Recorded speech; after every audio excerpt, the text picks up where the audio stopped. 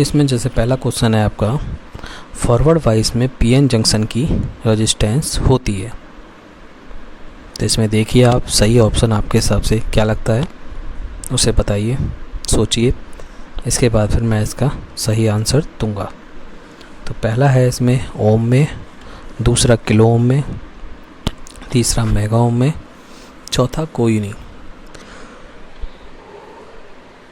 तो इस तरीके से जो हमारा फॉरवर्ड वाइस रहता है, फॉरवर्ड वाइस में जो पीएन जंक्शन का रेजिस्टेंस रहता है वो किस में होता है, ओम में होता है।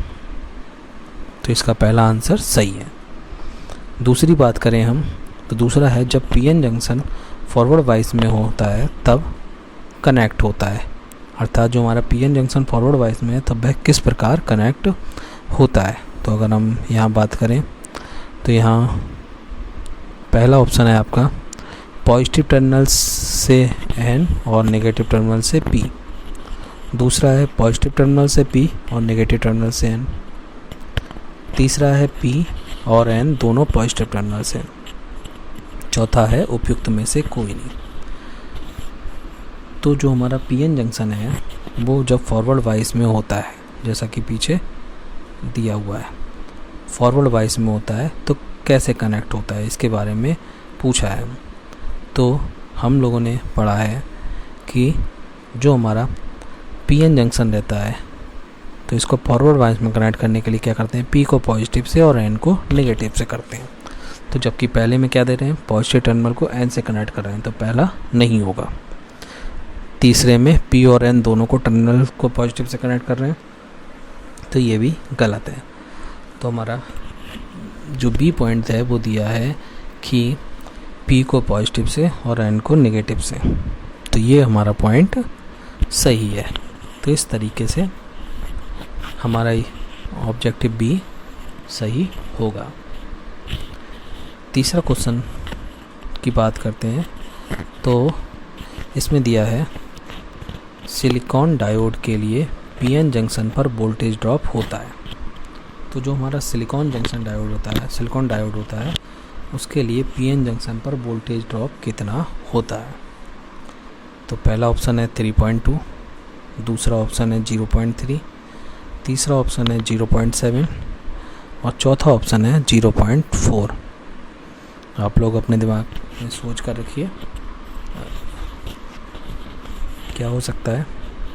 तो जो हमारा सिलिकॉन डायोड रहता है उसके लिए जो पीएन जंक्शन पर ड्रॉप वोल्टेज रहता है वो कितना रहता है, 0.7 वोल्ट।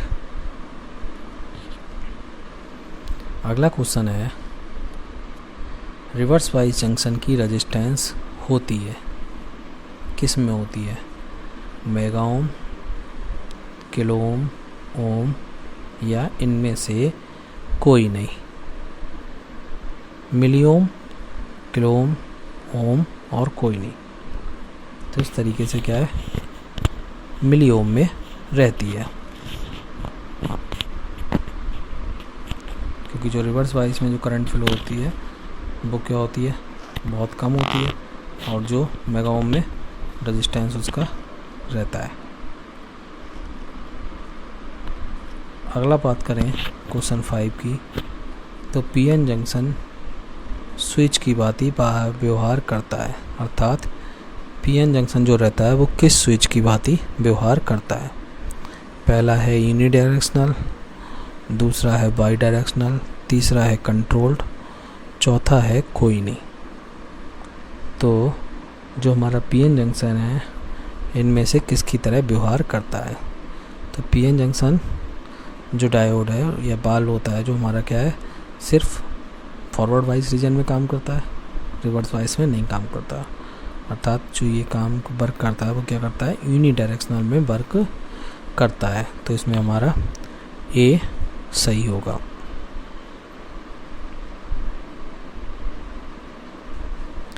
अगले क्वेश्चन की बात करें तो अगला क्वेश्चन है जर्मेनियम के लिए बैरियर वोल्टेज होता है, ए बी सी डी। ए दिया है 0.5 वोल्ट, बी दिया है 0.7, सी 0.3 और डी 0.1 वोल्ट। तो जर्मेनियम के लिए जो बैरियर वोल्टेज है वो कितना होगा। तो यहाँ जो आपका ऑप्शन है वो सी सही है। जो जर्मेनियम के बैरियर वोल्टेज रहता है वो 0.3 वोल्ट रहता है, और सिलिकॉन के लिए जो बैरियर वोल्टेज रहता है वो कितना रहता है, 0.7 वोल्ट।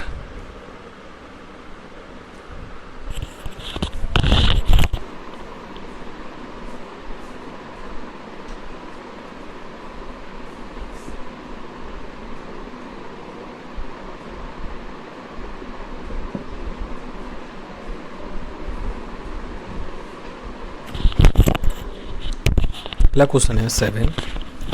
प्योर सेमीकंडक्टर में बहुत कम मात्रा में इम्प्योरिटी मिलाने की विधि को कहते हैं। अर्थात जो हमारा प्योर सेमीकंडक्टर रहता है उसमें हम बहुत कम मात्रा में जो इम्प्योरिटी मिलाते हैं उसे हम क्या कहते हैं। पहला डिफ्यूज़न, दूसरा कंडक्शन, तीसरा डोपिंग और चौथा सभी। तो इसमें हमारा पहला डिफ्यूज़न है जो गलत है, दूसरा कंडक्शन है वो भी गलत है। तो इस तरीके से जो हम प्योर सेमीकंडक्टर में कोई अशुद्धि मिलाते हैं, कोई दूसरा तत्व मिलाते हैं, तो उसे हम क्या कहते हैं, डोपिंग कहते हैं। आपका 8th है, पी टाइप सेमीकंडक्टर में मेजॉरिटी कैरियर्स होते हैं, क्या होते हैं। जो आपका पी टाइप रहता है उसमें मेजॉरिटी कैरियर्स क्या होते हैं। पहला होल्स, दूसरा इलेक्ट्रॉन्स, तीसरा इम्प्योरिटी आयंस, चौथा कोई नहीं। तो जैसा कि हम लोगों ने पहले पढ़ा था कि जो हमारे एन टाइप सेमीकंडक्टर रहते हैं उसमें मेजॉरिटी कैरियर्स इलेक्ट्रॉन होते हैं, और जो हमारा पी टाइप सेमीकंडक्टर रहता है उसमें मेजॉरिटी कैरियर्स होल्स होते हैं। तो यहाँ पर जो आपका ऑप्शन ए है वो सही होगा। तो मेजॉरिटी कैरियर्स क्या होंगे, होल्स होंगे। अगला है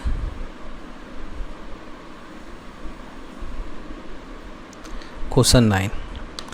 वह निम्नतम रिवर्स वोल्टेज होता है जिस पर पीएन जंक्शन का ब्रेकडाउन हो जाता है तथा रिवर्स करंट तेजी से बढ़ती है।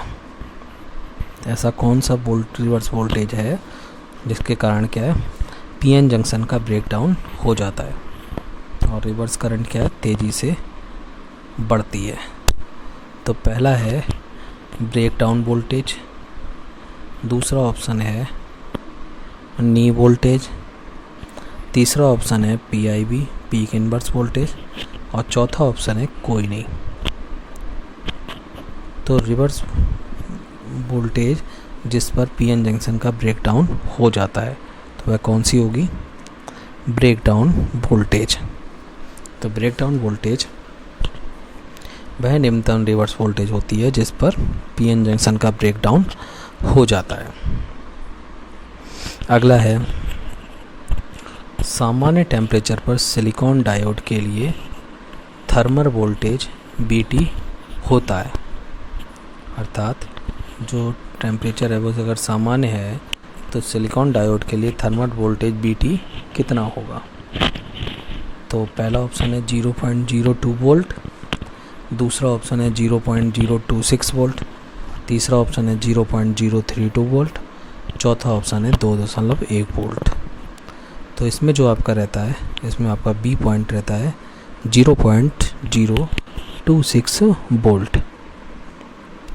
अगला है फॉरवर्ड वाइस में पी साइड का पोटेंशियल एन टाइप के पोटेंशियल के सापेक्ष होता है। अर्थात जो हमारा फॉरवर्ड वाइस में है इसमें पी टाइप का पोटेंशियल एन टाइप के पोटेंशियल के सापेक्ष होता है। क्या होता है, पॉजिटिव होता है, दूसरा नेगेटिव होता है, तीसरा ऑप्शन बराबर होता है, चौथा कोई नहीं। तो इस तरीके से जो पोटेंशियल रहता है पी टाइप का पोटेंशियल वो एन टाइप के पोटेंशियल के सापेक्ष क्या होता है, पॉजिटिव होता है, क्योंकि हम पी को क्या है पॉजिटिव में कनेक्ट करते हैं और एन को हम नेगेटिव में कनेक्ट करते हैं। तो इस तरीके से इसका ऑप्शन ए सही है।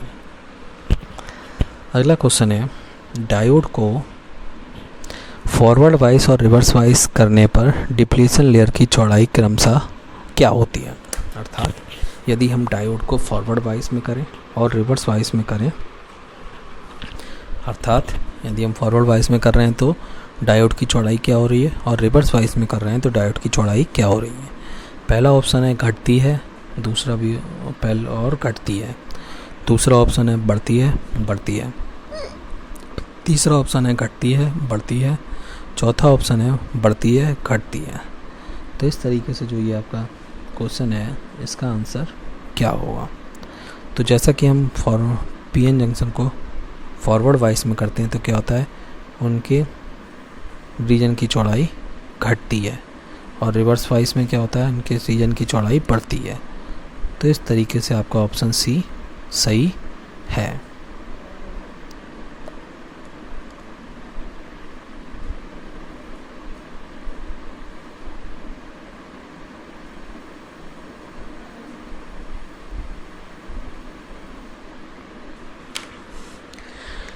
अगले क्वेश्चन की बात करें तो आपका क्वेश्चन है 14, जिसमें लिखा है लीकेज करंट का मान जर्मेनियम व सिलिकॉन डायोड के लिए होता है क्रमशः कितना होता है, मिली एम्पियर और milli ampere, milli ampere micro ampere, micro ampere milli ampere, micro ampere micro ampere. अर्थात जो लीकेज करंट फ्लो हो रही है उसका मान जर्मेनियम और सिलिकॉन डायोड के लिए कितना होता है। तो जो हमारा लीकेज करंट का मान रहता है वो जर्मेनियम और सिलिकॉन डायोड के लिए जो रहता है वो माइक्रो एम्पियर और मिली एम्पियर में रहता है। अगले क्वेश्चन की बात करें तो एक हाफ वेव रेक्टिफायर की पीक वोल्टेज 20 वोल्ट है। इसका आरएमएस मान व एवरेज मान क्रमशः होगा 20/√2 बी या 20/पाई, 20/पाई या 20/√2, 20/पाई बी या 10 वोल्ट या कोई नहीं। तो इस तरीके से जो ये क्वेश्चन है इसका आंसर होगा 20/√2 बी और ऑप्शन ए।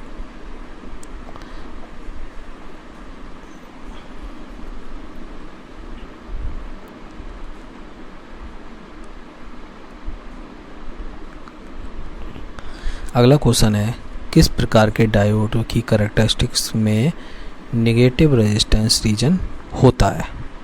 अर्थात जो डायोड कैरेक्टरिस्टिक्स रहती हैं उसमें किस प्रकार के डायोड की कैरेक्टरिस्टिक्स में नेगेटिव रेजिस्टेंस रीजन होता है। पहला ऑप्शन है फोटो डायोड, दूसरा ऑप्शन है एलईडी, तीसरा ऑप्शन है टनल डायोड, चौथा ऑप्शन है जेनर डायोड। तो इन चारों में से किस में नेगेटिव रेजिस्टेंस रीजन होता है। तो इसमें ऑप्शन हमारा सी सही है, इसका है टनल डायोड।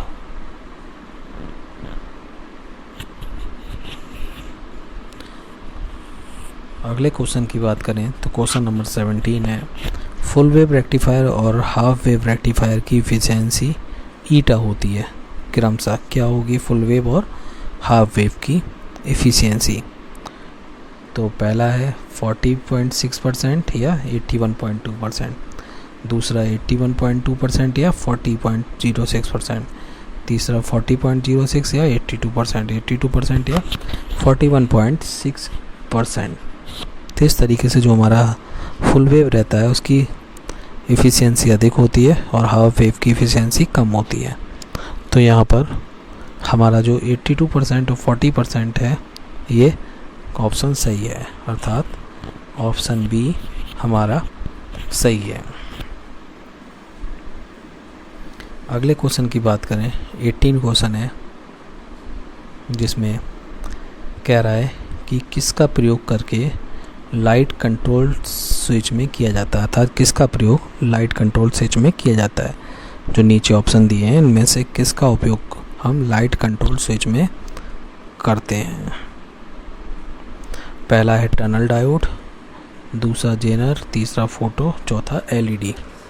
तो जो हमारा लाइट स्विच होता है उसके लिए हम फोटो डायोड का यूज करते हैं। तो फोटो डायोड क्या होता है, फोटो डायोड पर जब हम फोटॉन्स का बम्बार्डमेंट कराते हैं या लाइट डालते हैं तो वो क्या करता है, सर्किट को पूरा कर देता है और स्विच को ऑन कर देता है। तो इसलिए हम क्या है फोटो डायोड का उपयोग करते हैं।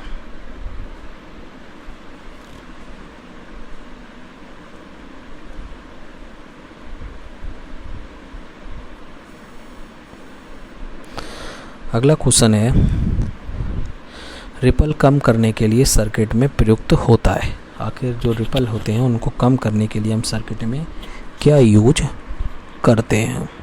पहला है रेक्टिफायर, दूसरा है ऑक्सीलेटर, तीसरा है एम्पलीफायर, चौथा है फ़िल्टर। तो रिपल्स को कम करने के लिए हम फ़िल्टर को यूज करते हैं। फ़िल्टर क्या करते हैं, उन रिपल्स को छाट देते हैं, अर्थात छन्नी की तरह छान देते हैं। अगला है हाफ वेव रेक्टिफायर और फुल वेव रेक्टिफायर की आउटपुट डीसी का रिपल फैक्टर क्रमशः है। तो हाफ वेव और फुल वेव के रिपल फैक्टर क्या क्या होंगे। पहला ऑप्शन है 1.21 और 0.42, दूसरा है 1.12 और 0.24, तीसरा है 0.42 और 1.21, तीसरा है 0.2 और 1.12। तो इस तरीके से जो ये ऑप्शन है, इसका जो आंसर है हमारा वो है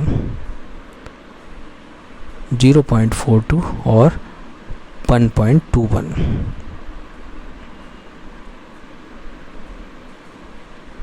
अगला क्वेश्चन है हमारा, ब्रिज रेक्टिफायर में डायोड प्रयुक्त होते हैं।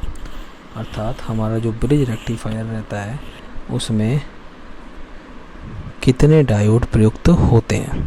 तो जैसा कि हम लोग जानते हैं, ब्रिज रेक्टिफायर जो बनता है वो 4 डायोड से मिलकर बनता है। तो हम इसमें कितने डायोड्स यूज करते हैं, 4 डायोड्स। अगला क्वेश्चन है, इंडिकेटरों में प्रयोग होते हैं क्या। Tunnel diode, LED, Zener diode और कोई नहीं। तो जैसा कि आप लोगों ने इंडिकेटर्स देखे हुए हैं, तो जो इंडिकेटर यूज होते हैं उसमें क्या यूज होते हैं, एलईडी। उनमें लाइट चलती रहती है। तो लाइट किसकी वजह से जल रही है, एलईडी की वजह से। तो जो इंडिकेटर हैं उनमें एलईडीज प्रयुक्त हो रही हैं। अगला क्वेश्चन है, वोल्टेज रेगुलेटर के रूप में प्रयुक्त होता है।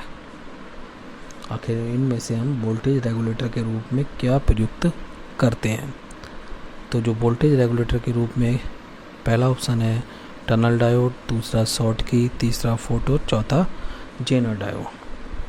तो जो हम वोल्टेज रेगुलेटर के रूप में यूज करते हैं वो करते हैं जेनर डायोड। अगला क्वेश्चन है, रेक्टिफायर का प्रयोग होता है काय में होता है, किस कन्वर्ट करने के लिए होता है, एसी से डीसी। दूसरा ऑप्शन है डीसी से एसी, तीसरा है एसी से एसी, चौथा है डीसी से डीसी। तो जो हम रेक्टिफायर का यूज करते हैं वो एसी को डीसी में बदलने के लिए करते हैं। तो हमारा पहला ऑप्शन सही है। अगला है क्वेश्चन 25, डायनामिक रेजिस्टेंस होता है। पहला delta V into delta I upon delta V upon delta I या delta V minus delta I. तो हमारा delta B upon delta I क्या होता है, डायनामिक रेजिस्टेंस होता है।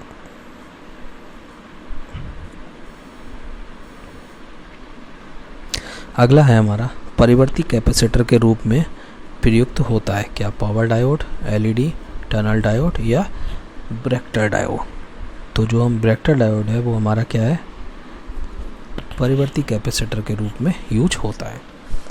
एक ब्रिज रेक्टिफायर जिसके सेकेंडरी पीक वोल्टेज 20 वोल्ट है की डीसी आउटपुट वोल्टेज होगी। तो इसकी डीसी आउटपुट वोल्टेज कितनी होगी, 12.7, 14.1, 6.3 और 8.5। तो इसकी डीसी वोल्टेज होगी 12.7। अगला है, फुल वेव रेक्टिफायर की इनपुट फ्रिक्वेंसी 50 हर्ट्ज दी हुई है, आउटपुट फ्रिक्वेंसी कितनी होगी।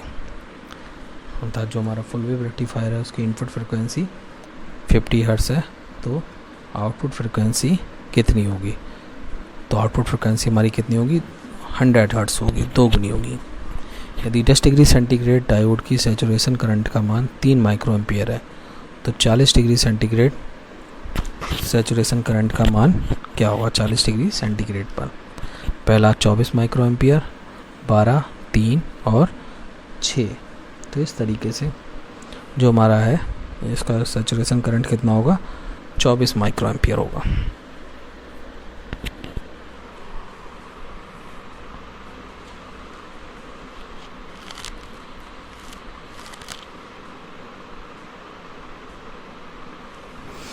जेनर डायोड में पहला पी रीजन की डोपिंग अधिक होती है, एन रीजन की डोपिंग अधिक होती है, या पी एन और एन दोनों रीजन की डोपिंग अधिक होती है, कोई नहीं।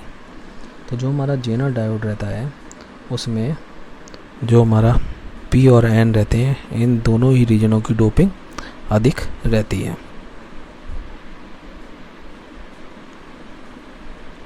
अगला है ब्रेक्टर डायोड की कैपेसिटेंस घटती है जब इसके अक्रॉस रिवर्स वोल्टेज क्या होता है, घटता है, बढ़ता है, ब्रेकडाउन पर या कोई नहीं।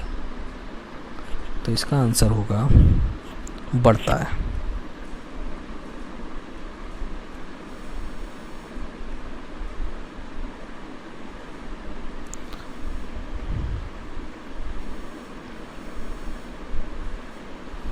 अगला है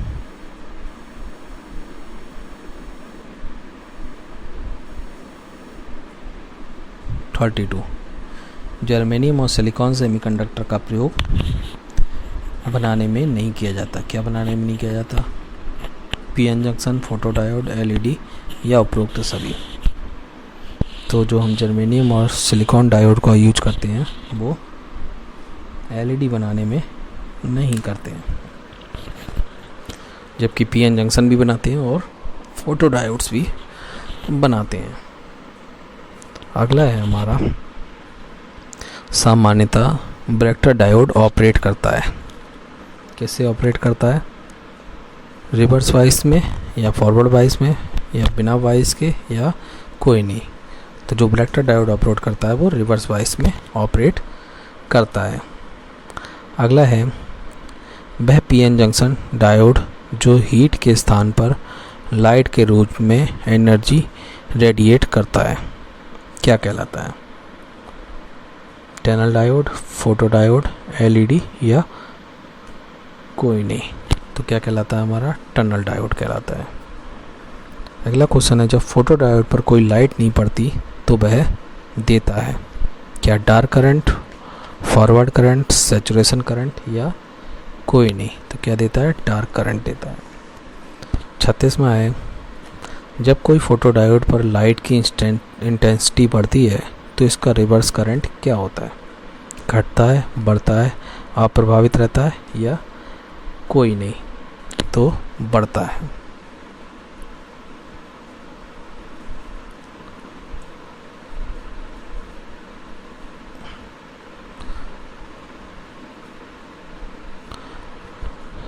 एलईडी लगभग पर ऑपरेट करती है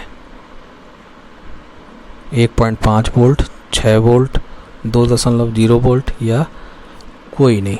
तो जो हमारी एलईडी रहती है ये 1.5 वोल्ट पर लगभग ऑपरेट करती है। टेम्परेचर की रेंज जिस पर एलईडी ठीक प्रकार से कार्य करती है, पहला है 80 से 100, दूसरा है 0 से 7.75 डिग्री सेंटीग्रेड, तीसरा है 100 डिग्री से 150, चौथा है कोई नहीं। तो जो ये है हमारा ये 0 से 75 डिग्री सेंटीग्रेड तक एलईडी क्या है? ठीक से कार्य करती है। अपने जंक्शन पर पड़ने वाली लाइट को करंट या वोल्टेज में कन्वर्ट करने में सक्षम होता है। तो क्या चीज़ है जो उसके ऊपर पड़ने वाली, जंक्शन पर पड़ने वाली लाइट को करंट और वोल्टेज में कन्वर्ट करने में सक्षम होता है? एलईडी, टनल डायोड, फोटोडायोड या कोई नहीं। तो हमारा जो फोटोडायोड होता है वो हमारा अपने जंक्शन पर पड़ने वाली लाइट को करंट और वोल्टेज में कन्वर्ट करने में सक्षम होता है। अगले क्वेश्चन की बात करें तो बहुत कम फॉरवर्ड वोल्टेज पर इलेक्ट्रॉन्स के कंडक्शन बैंड से बैलेंस बैंड में मूवमेंट की प्रक्रिया को कहते हैं। क्या कहते हैं? टनलिंग प्रभाव, जंक्शन प्रभाव या दोनों या कोई नहीं। तो इस तरीके से जो बहुत कम फॉरवर्ड वोल्टेज होती है जिस पर इलेक्ट्रॉन के कंडक्शन बैंड से बैलेंस बैंड में मूव होते हैं तो इसको हम क्या कहते हैं? टनलिंग प्रभाव। तो इस तरीके से ये जो प्रभाव होता है वो हमारा टनलिंग प्रभाव कहलाता है। तो इस तरीके से ये 40 क्वेश्चंस ऑब्जेक्टिव टाइप आपको मैंने वीडियो में बताए। इनको आपको अपने हार्ड कॉपी में लिख कर रखना है और इनके ऑप्शंस को टिक करना है। ये मैं आपको PDF के रूप में सेंड कर दूंगा।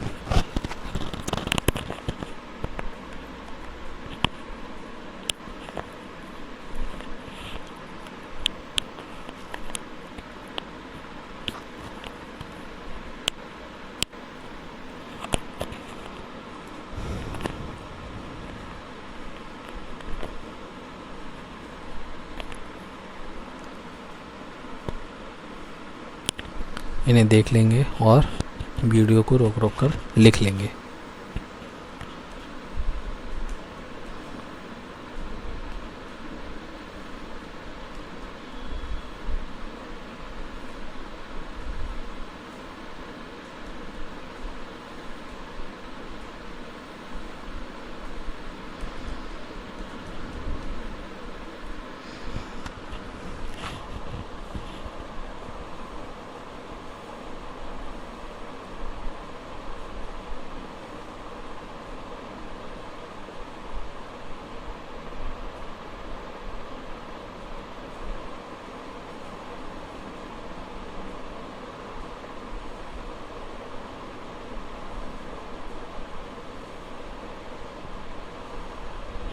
इन्हें लिख लीजिए।